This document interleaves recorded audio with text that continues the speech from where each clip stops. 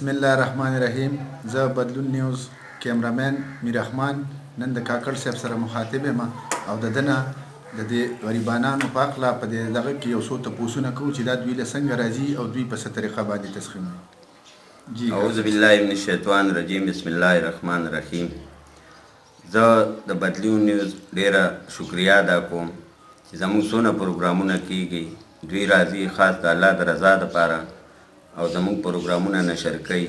زموږ پروګرام خو د یو وړوکې طبقې نه موږ شروع کړی او شکر الحمدلله چې اوس په دې وخت کې په پیرسدو، مدی بابا، شیرګړ، تغبې، مردان، ګجرو ګړی تر د بدرګې پورې چې زموږ په دې کې پی کې په زموږ د مردان په دغه باندې کم خلک دی، شکر الحمدلله هغوی ټولو ته راشن میلاویږي.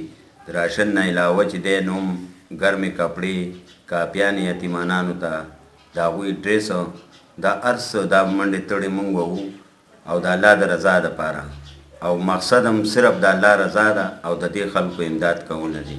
نو زما چې کوم معذر حضرات دي هغوی ټولو ته دا خواست دی که تاسو زموږ سره په دې کې تعاون وکړو نو انشاءالله چې په دې کلي کې، په دې ګاونډ کې، په دې علاقه کې به ټول چې موږ په اتفاق باندې دا تنظیم چلوو نو انشاءالله چې زموږ نه به دونه څوک پاتې نشي چې څوک هم د زکات مستحق خلک وي هغوی ته به انشاءالله ټیم په ټیم باندې دا راشن هم میلاویږي، کپړې به میلاویږي.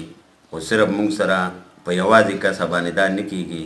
نو زما چې کوم ایم پی اګان دي، زموږ کوم مشران دي، کوم محضر حضرات دي، هغوی ټولو ته زما دا خواست دی او خاص کر د میډیا والا کسان چې کم دي نو دا هم د دې غرض دپاره راځي چې موږ د الله د رضا دپاره کار کوو. د موږ دا مطلب نه دی چې زموږ د اواز دی نورو خلکو ته په تکبر باندې نه کوو، خود په رورۍ باندې، ښه په اتفاق باندې، او صرف مقصد هم دا دی چې کوم غریبانان دي، معذور خلک دی چې هغوی ته څه ناڅه میلاو شي او زموږ د برکته هغوی ته څه میلاویږي نو الله به هم پرې رانه راځي او انشاءالله چې ډېر لوی امداد به د دوی سره وکړی شي.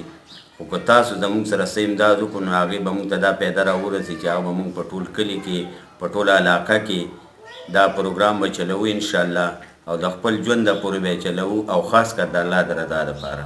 مهرباني، شکریه. ډېره مننه.